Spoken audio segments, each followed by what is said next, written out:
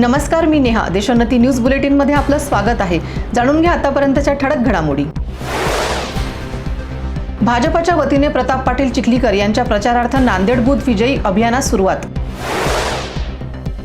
मी ज्या पक्षात राहिलो त्या पक्षाचे काम प्रामाणिकपणे केले, माजी मुख्यमंत्री अशोक चव्हाण यांची प्रतिक्रिया. पूर्वीची काँग्रेस आणि आत्ताची काँग्रेस यात फरक आहे. रिपब्लिकन पार्टी ऑफ इंडियाचे डॉक्टर राजेंद्र गवई यांनी व्यक्त केली नाराजी. रश्मी बर्वे यांचे जात प्रमाणपत्र सदोष असून सुद्धा काँग्रेसने त्यांना उमेदवारी दिली. शिवसेना शिंदे गटाच्या सचिव मनीषा कायंदे यांची टीका. ज्या ठिकाणी पराभव लक्षात येतो त्या ठिकाणी संजय राऊत विजयांचे झेंडे घेऊन असतात. शिवसेना प्रवक्ते संजय शिरसाट यांचे सूचक विधान.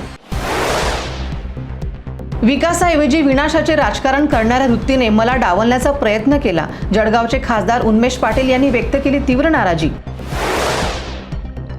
संजय राऊतांचा आदर्श डोळ्यासमोर ठेवून आम्ही दबाव तंत्राविरोधात लढू आणि जिंकून दाखवू.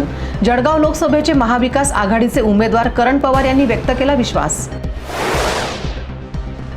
खासदार उन्मेष पाटील हे शरीराने शिवसेनेत गेले पण मनाने मात्र ते आपल्या सोबत राहतील. जळगाव लोकसभा मतदारसंघाच्या भाजप उमेदवार स्मिता वाघ यांची प्रतिक्रिया. स्वतःला राष्ट्रीय नेते म्हणून घेणारे नितीन गडकरी यांनी निवडणूक प्रचारासाठी शाळकरी मुलांचा वापर केला. काँग्रेस प्रवक्ते अतुल लोंढे यांचा आरोप. उद्धव ठाकरे आणि शरद पवार यांच्या बाबतीत मोठ्या प्रमाणात सहानुभूती आहे. या सहानुभूतीचा निश्चित मला फायदा होणार. हातकणंगले लोकसभा महाविकास आघाडीचे उमेदवार सत्यजित पाटील यांनी व्यक्त केला विश्वास. याचबरोबर हे बातमीपत्र संपलं. पुन्हा भेटूया नवीन घडामोडींसोबत. नमस्कार.